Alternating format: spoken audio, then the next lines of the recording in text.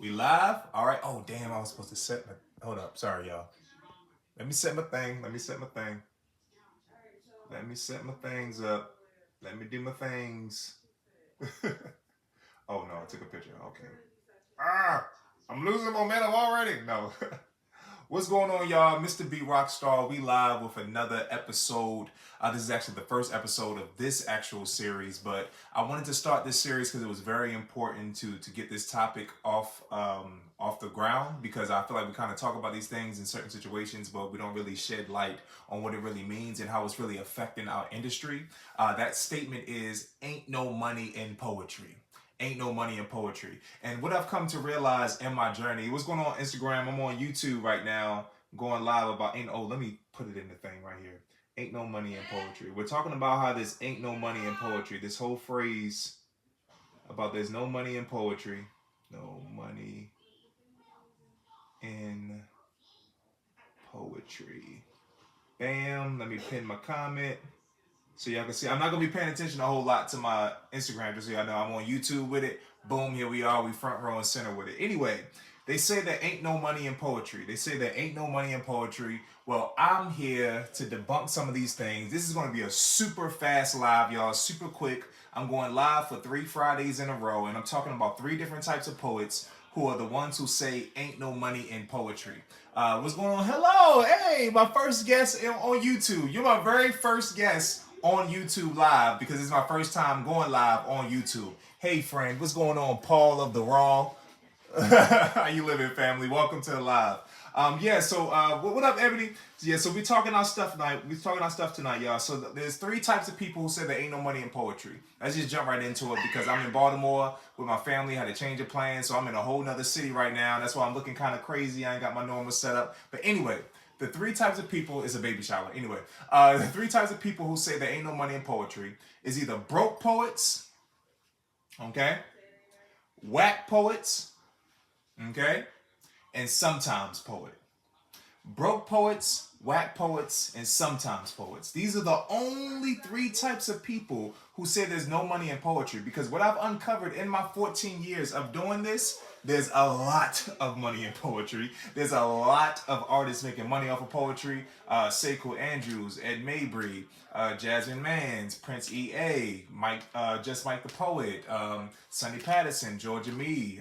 There's so many people I can literally name off. That's just off the top of my head, right there, off the top of my head, of people who have made a living through their art form known as poetry and or spoken word. And I just want to shed light on a couple of things. So what does this mean? Broke poets, whack poets, sometimes poets. That means it's either a person who has not invested the time in creating a system around their poetry, or they haven't just put enough time and put enough energy into figuring out how to make money through their poetry, or 2, they're a whack poet, meaning they have not put the time in to make themselves actually skillful at this art form. You feel me? Like spoken word entertainment is one of those few art forms where you actually have to be pretty great at it to really see a return on your investment. You feel me? Like it's so important. It's like being a doctor. It's being a pilot. You know what I'm saying? You can't be a okay pilot. No, you really got to know how to fly that thing. You know what I'm saying? And spoken word is the same type of energy. You know what I'm saying? You really got to know how to do it. And the third type of person, the sometimes poet, is basically somebody who's just not consistent. They're off and on. You see them on the scene, then you don't see them on the scene. They're working on some art, then they're not working on some art. These are the 3 main types of people who say there's no money in poetry. And just really, really quickly, I just want to go through the first one. Like I said, I'm gonna do this for 3 weeks, talking about each type of poet who says there's no money in poetry. We're gonna talk about broke poets today. Today we're talking about broke poets. All right. I can talk about broke poets because I got my notes here, y'all, just to make sure I don't miss no stuff. I actually used to be a broke poet. Surprise! I used to be a broke poet, and when I mean by a broke poet, I'm not necessarily mean monetarily broke. I mean having a broke mindset. And there's 3 things I want to go through real fast. First one is not having a system in place. Most poets or spoken word artists that I have met do not have a system in place. They do not have a way to properly and consistently and predictably monetize their spoken word or monetize their art form. And I think a lot of artists go through this in general. This is something I can't hear anything. You can't hear anything. Hold up. What's going on? Can you hear me, Paul? Because Kim says she can't hear me. I'm sorry, y'all. Give me 1 second, Instagram. Oh, I can. Okay, you can. Okay, so Kim, I think it's something on your end, sis. Yeah, y'all.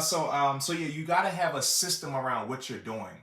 And we can go through a couple of these systems before I get off the live today. Now I'm not gonna go super deep into it, but I do want to give us some things to think about as we're monetizing our art. You might hear the phrase "starving artist," a starving artist, starving artist, and I think the problem is that most artists, they're so caught up in being artists that they forget to be businessmen and women for their own personal brand and company. It's very, very important that you take the time to do the administrative work around your creativity. Everybody's not built for that. Some people just need to wake up in the morning, clock in, do their work, clock out, go home. No, some of us need to create that system that allows folks to clock in and clock out, and for them to not think that much. Some of us have to really, really think and put time into figuring out how to create a system around what we're doing. The second reason why I was a broke poet is because I was what you call an open mic killer. An open mic killer. I took pride in going into open mics all the time and performing all the time, featuring at open mics, open mic over here, open mic over there, open mic over there, when you're not even realizing that open mic is a form of shooting in the gym. And am I saying that? Discipline of the craft, right? You know what I'm saying? Like you have to. I want y'all to understand that when you go to open mics all the time, all that is teaching you how to shoot in the gym. That's all they're doing.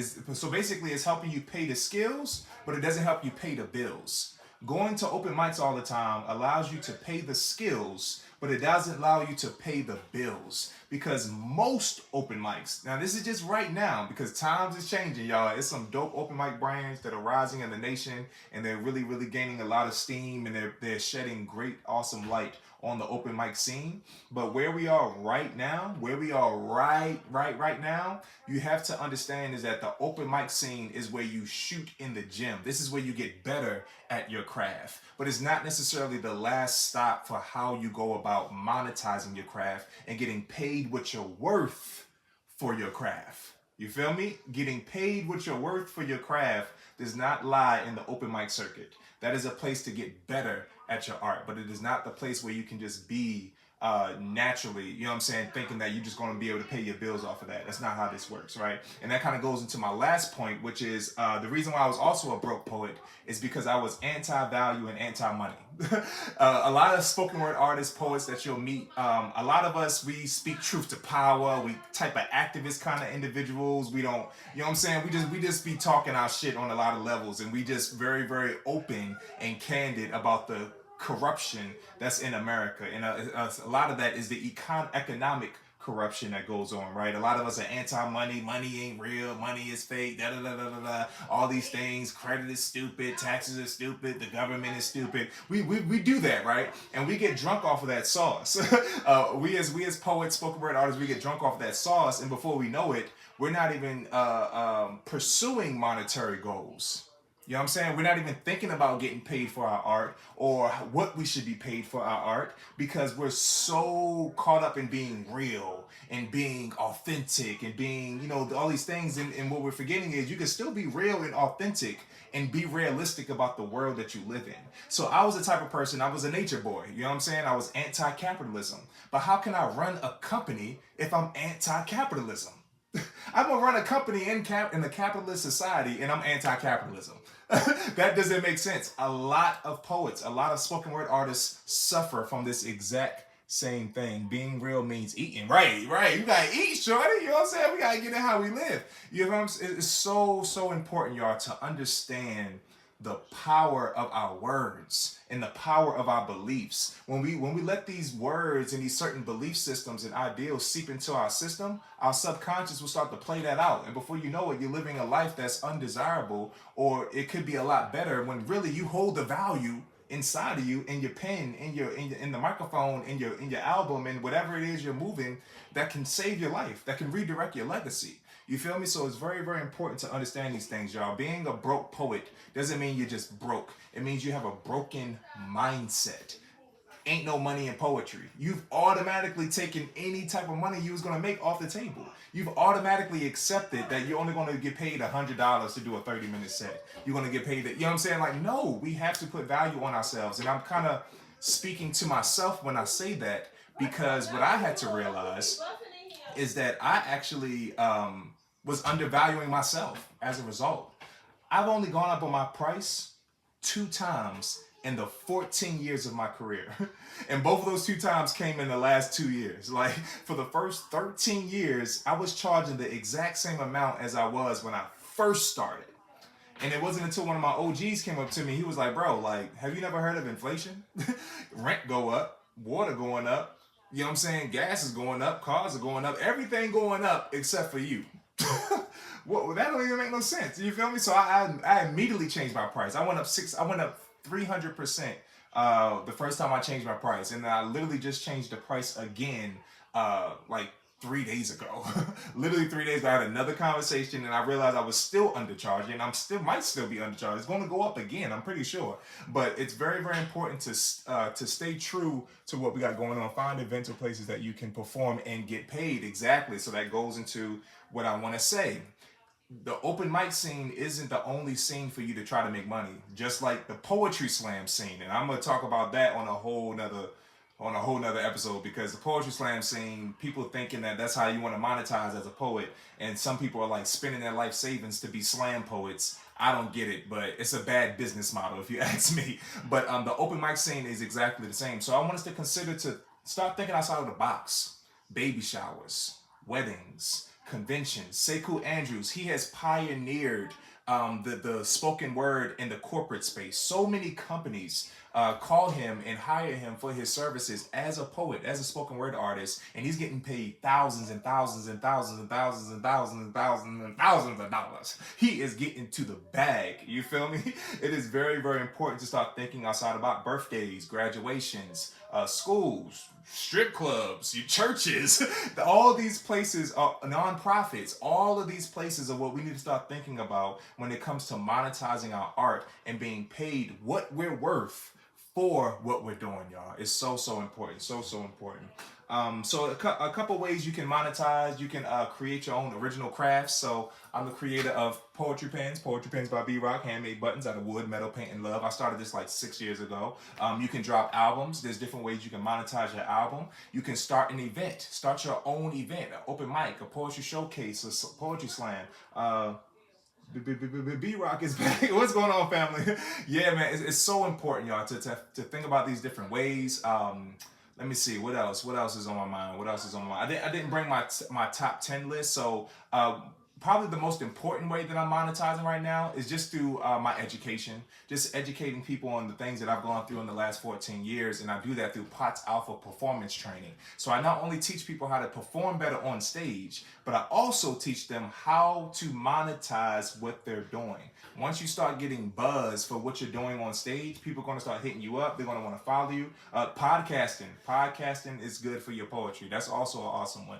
We got up here, work with other artists and perform, collaborations, all of these things, all this conversation we're having, we do not have these conversations enough. And that's why we're here right now, gathered today. Thank y'all for joining me on this random Friday. I really appreciate that, y'all. But yeah, we got to start having these conversations, y'all. We got to start doing these things. Like I said, so I teach people how to monetize. And not only do I teach you how to monetize, I give you my actual templates for what I've done, the actual things that I've done in my 14 years, all the stuff that I talk about, I've actually tried and ran true and have a proof of concept myself. I've seen it firsthand. And that's also why I'm doing this series, because we just need to know this stuff, y'all.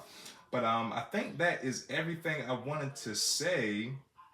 That is everything I wanted to say. And we did it in under 14 minutes. Look at that. Look at God, y'all. That's all I wanted to say, man. Like I said, I'm going to be coming back every single Friday to talk about this topic, Ain't No Money in Poetry.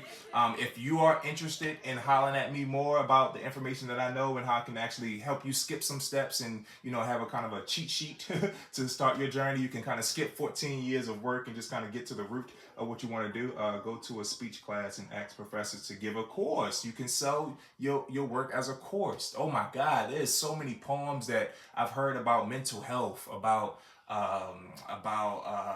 abortion, about politics, about, you know, what it's like to be black in America, what it's like to be, you know, LGBT in America, what it's like to be a woman in America, what it's like to be, you know, have autism in America. All these different topics can be monetized. There is a group of people, there's a community of people who is waiting to hear the way you packaged that work.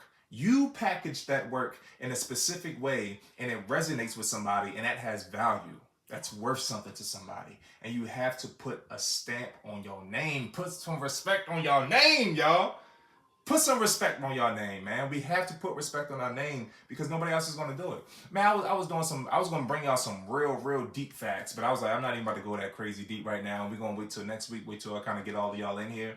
But the numbers are wild when it comes to how much poets get paid and spoken word artists get paid.